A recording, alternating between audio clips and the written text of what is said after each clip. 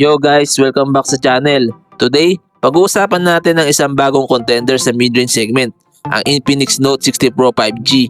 May 144Hz AMOLED, Snapdragon chipset, at may RGB light pa sa likod. Sulit ba ito sa halos 18K? Let's find out. Unang tingin pa lang, premium na agad yung vibe ng Infinix Note 60 Pro 5G. Meron itong RGB notification light sa likod, which is bihira sa price range na to. Parang gaming phone ng dating. May IP64 rating din siya, so safe sa dust and light splashes. Hindi man fully waterproof, okay na rin for everyday use. Sa display, isa sa pinakamalakas na feature niya.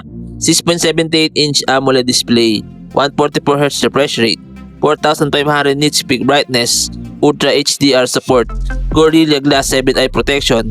Sa totoo lang, pang flagship na yung display specs, smooth sa scrolling, malinaw sa Netflix, at perfect sa gaming. Powered by Qualcomm Snapdragon 7S Gen 4 4nm chipset with Adreno 810 GPU.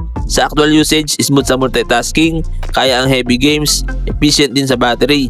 Plus, may 8GB or 12GB of RAM with 256GB internal storage, so hindi ka bitin sa space. May 50MP main camera with OIS plus 8MP ultra-wide camera.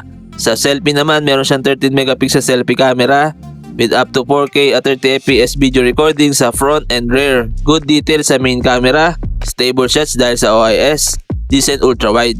Meron siya 6,000 mAh or 6,500 mAh battery capacity with 90W wired fast charging, 30W wireless charging, reverse charging wired and wireless, bypass charging for gaming. Ito yung isa sa pinakasulit.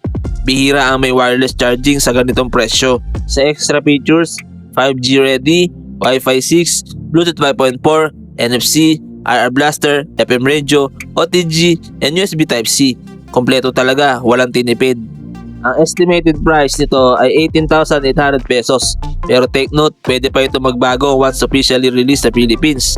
Pwedeng bumaba during sales or tumaas depende sa taxes at variants. So sulit ba? Yes, kung hanap mo ay super smooth AMOLED display, 144Hz refresh rate, malakas na performance, long battery life, plus crazy fast charging, unique design with RGB lights, but consider mo rin mid-range lang ang ultra-wide camera, hindi flagship level ang video. Final rating, 9 out of 10. For the price, isa ito sa pinakasulit na mid-range phones ngayon. Ikaw, anong tingin mo sa Infinix Note 60 Pro 5G? Bibili ka ba nito? Comment down below. Don't forget to like, subscribe, and hit the bell icon for more tech reviews. See you sa next video.